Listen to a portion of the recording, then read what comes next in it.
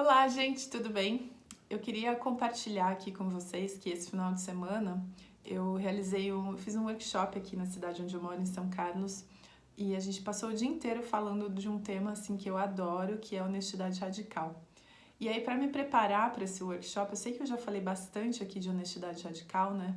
E muitas pessoas disseram que honestidade radical parece assim uma permissão para que as pessoas possam ser mal educadas, né? Ficar emitindo opiniões a respeito da vida dos outros. Mas justamente a gente viu durante esse workshop que não tem nada a ver com isso, até quando eu me aprofundei nesse estudo para poder oferecer esse workshop, né? Mas que assim, para o autor, inclusive, do livro, honestidade radical tem a ver com caminho espiritual, que significa o quê? Estar presente com aquilo que eu sinto, com aquilo que eu penso, com aquilo que eu quero. E o que é estar presente? Estar consciente de tudo aquilo que está acontecendo, né, aqui dentro, enquanto eu interajo com os outros seres. Então, perceber que entre aquilo que eu sinto, quero, penso e aquilo que eu comunico para as outras pessoas, existem aí várias barreiras, muitos filtros, e ele fala que o maior dos filtros é o filtro do moralismo, né? E aí, com relação a esse assunto, a gente fez uma prática, inclusive sugerida pelo próprio autor, não no livro Honestidade Radical, mas um livro que ensina, chama Radical Parenting, que é para você, como você pode ser um pai, né, radicalmente honesto, nesse sentido, um pai ou uma mãe, né?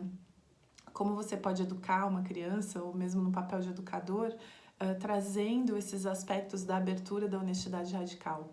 E o exercício, assim, a prática consistia, né, de que, inclusive eu já tinha feito esse exercício num workshop que eu participei da honestidade radical, mas não tinha me tocado dessa maneira, que é você dizer para uma pessoa tudo que você acha que deveria ou não deveria fazer. Então, vou dar um exemplo, eu digo assim, eu deveria meditar mais, eu deveria ter mais paciência com as pessoas, eu deveria comer de maneira mais saudável, ou eu não deveria, sei lá, gritar com o meu cachorro, enfim.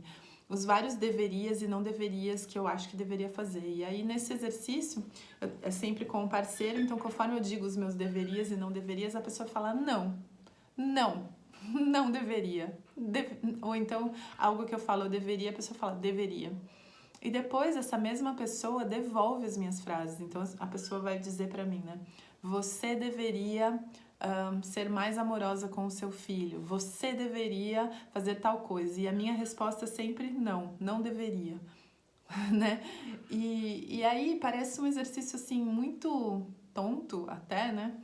Mas, e aí depois a gente compartilha na dupla o que sentiu, o que pensou, o que aconteceu, né, no corpo. E depois a gente compartilha ali no grupo o que aconteceu durante esse exercício, né? E o que é muito interessante a respeito dos deverias e não deverias, todos esses deverias e não deverias que a gente tem na vida e que a gente não percebe, é que todos eles são imaginários. Então, eu vou dar um exemplo. Pega aí uma frase que eu falei, né? Eu deveria ser mais amorosa com o meu filho. E aí eu posso questionar a solidez, a realidade desse deveria, né? Então, quando eu começo a falar assim, não, é verdade, eu deveria ser mais amorosa com meu filho, porque afinal de contas eu sou mãe dele, eu, sei lá, sou uma estudante de um curso de milagres, ou eu faço vídeos aí contando a respeito, né, da minha caminhada, então eu deveria ser mais evoluída, olha lá, já acrescentei um outro deveria. E eu posso justificar, racionalizar a respeito disso, mas no fundo é que quem disse que eu preciso ser uma mãe mais amorosa? E aí percebe que quantos, né? Eu tô nessa fase assim de questionar os conceitos, mas quantos conceitos tem nessa frase, né? Então tem um eu, né? Quem é esse eu que eu tô trazendo ali para a equação, né? Aí tem deveria, e aí quando eu trago deveria, parece que é uma lei, né? E se é uma lei, tem que ser universal, tem que ser para todo mundo. Lembra, eu acho que eu já falei para vocês aqui, né, que um curso de milagres traz o conceito de que só é realidade aquilo que é uma realidade absoluta para todos os seres. Se é uma realidade só para mim, então não é verdade, né? Então deveria, que é um deveria que eu criei, percebe? Dentro da minha bolha. Aí ser uma mãe, o que é uma mãe, percebe? Mais amorosa, então é mais amoroso, ou seja, uma comparação, uma referência, o que é ser amorosa, percebe? Então, quando a gente começa a questionar a solidez dos deverias e não deverias que a gente tem para a vida, a gente percebe que eles não têm solidez nenhuma, eles não têm consistência. E, no entanto, essas são como é que eu posso dizer? São aquilo que guia, que norteia o nosso caminhar. E aí a gente começa a perceber o quão rígidos nós somos conosco, sabe? O quanto a gente não se abre um espaço para movimento, para comportamento, né? E aí, nesse sentido, esses são o norte da nossa vida, e a gente se esquece daquilo que eu gostaria, que eu amo, que eu quero fazer. E obviamente, né, gente, tudo assim que eu falo aqui, a gente tá falando assim de coisas, né? Obviamente eu não tô falando para você sair por aí na rua fazendo aquilo que você quiser, doa quem doer, não é essa a questão. Mas assim, é perceber o quanto a gente se limita dentro desses deverias que não são sólidos, não tem solidez por si só, não são a realidade, né? E inclusive o autor fala que isso é isso é ser insano, é ser louco, porque você não sabe, você direciona a sua vida, né? Faz com que a sua vida siga como norte coisas que não existem, que não têm solidez, que não têm realidade alguma, né? Então ele fala que isso é insanidade, que isso é loucura.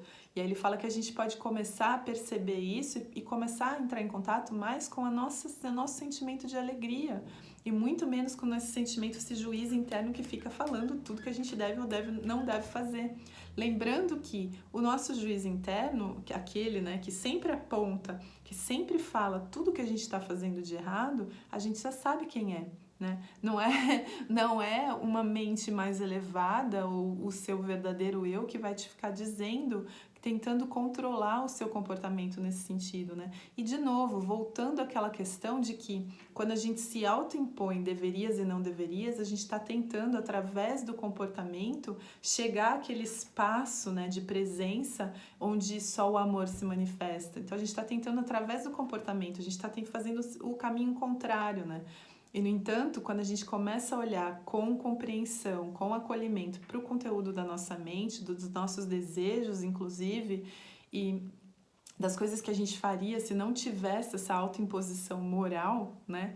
E a gente começa a olhar com honestidade para isso, é neste momento que aí começam a brotar ações de outra natureza, né? Muito mais próximo daquilo que a gente considera, entre aspas, ideal, assim como ser humano, mas também muito mais honesto com o nosso processo, né? E mesmo que a gente tenha vontade de fazer alguma coisa e não faça, eu não estou dizendo que a gente vai fazer tudo aquilo que der na telha, né? Não é essa a questão, mas para que a gente tenha um processo mais consciente de saber o quanto que a gente limita o nosso próprio movimento e, obviamente, em consequência também das outras pessoas, né?